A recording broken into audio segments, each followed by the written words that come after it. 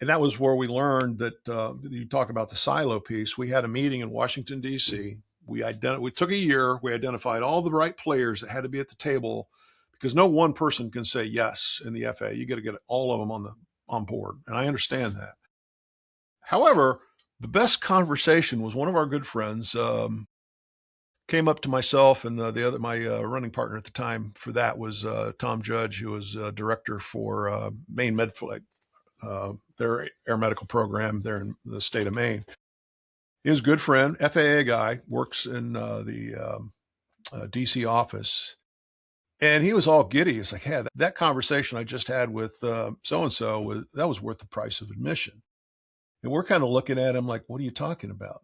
I says, well, I spent 10 minutes with him and I had this conversation. We cleared up 2 years worth of issues in 10 minutes. And we're kind of like, go.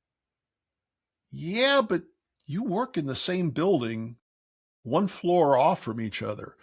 And I'll never forget, he looked me right dead in the eye and says, Rex, you don't understand. I can't have that discussion there. I can here. I was like, hence the importance of all these people, all these agencies coming to the events and talking, it's like, where we can actually put our heads together. Tom and I would say our job is cruise directors to set up a safe space for government officials to be able to talk freely without worry of being impugned.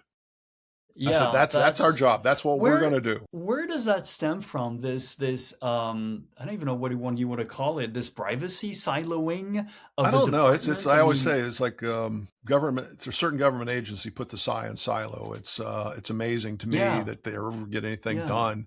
And there's competition between divisions. There's also understandably so, but there's also moving forward for the greater good of the country. There's a huge amount of control. I think there's certain individuals, not everybody, but certain individuals that no, you can't go talk to him about that. That's ours. And then that's why we see a waste of federal funds, because now I have 3 different divisions working on the exact same thing in parallel, and they don't know that each other exists or each other's doing the same thing. So we've seen a lot of that. And we see that, by the way, not just here. I mean, it's everywhere, all around the world. It's part of the human nature or part of the beast, as they like to say in our case.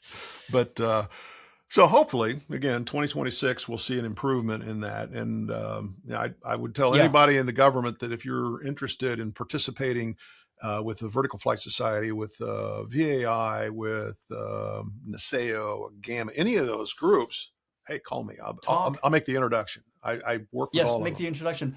Hey, you know what? Come and talk on the podcast. We'd love to hear from you guys. You said you wanted to, right? Okay, let's do it. You and I both understand that there are certain things they're not allowed to talk about. And that's why we set up the private meetings at these forums that we have, these workshops that we put on. Exactly. We want them there because I can come up with a lot of great ideas, but I need their feedback. It's like, we can do that, but it's going to cost, $2 billion.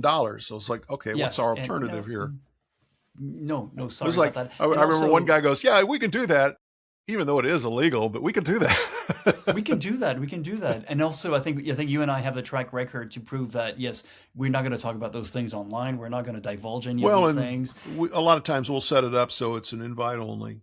We don't allow, there's certain meetings that we don't allow media to attend. No. And we don't record anything on video or tape. We do take notes, but we understand there's a certain level of privacy. There's a certain level of confidentiality that we have to maintain. That's important.